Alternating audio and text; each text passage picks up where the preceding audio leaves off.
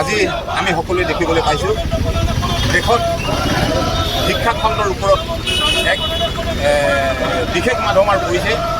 বিগত সময়ত 158টাকৈ পৰীক্ষাৰ প্ৰশ্ন কাকত ফাদিল হোৱাৰ পিছত দেশৰ যুৱ প্ৰজন্ম যিদৰে হতাশাত ভুগিছে, এই হতাশাৰ বিৰুদ্ধে আজি দিল্লীৰ যন্ত্ৰ মন্ত্ৰত যুৱ শক্তিয়ে এক বিশেষ সংগ্ৰামৰ ঘোষণা কৰিছে। আৰু সেই সংগ্ৰামৰ প্ৰতি সমৰ্থন জনাই আমি আজি বীৰ লাচিত সেনা অসমে গোটেই অসমতে বিভিন্ন জিলাই জিলাই প্ৰতিবাদী কাৰ্যসূচী লৈছোঁ। আপোনালোকে দেখিবলৈ পাইছে যুৱ শক্তিৰ যি প্ৰতিবাদী কাৰ্যসূচী বা সাংবিধানিক যি অধিকাৰৰ সম্পৰ্কে তেওঁলোকে মাত মাতিছে, এইখিনি কৰিবলৈ যাওঁতে দেশৰ বিশিষ্ট মানুহসকলক, বিশেষকৈ সোণম ৱাংচুকৰ নিচিনা মেগাছেছ বঁটা বিজয়ী এজন বিজ্ঞানীক তেওঁলোকে যি ধৰণেৰে অপহৰণ কৰা দি গণতান্ত্ৰিক মঞ্চৰ পৰা তেওঁলোকে তুলি লৈ গৈছে, এই কথাৰ আমি তীব্ৰ বিৰোধিতা কৰিছোঁ।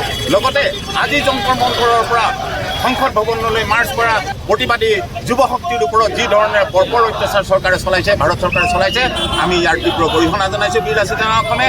আৰু এই সংগ্ৰামখনত বীৰ লাচিত সেনা অসমে উত্তৰোত্তৰ ভূমিকা পালন কৰিব বুলি আমি কথা দিছোঁ।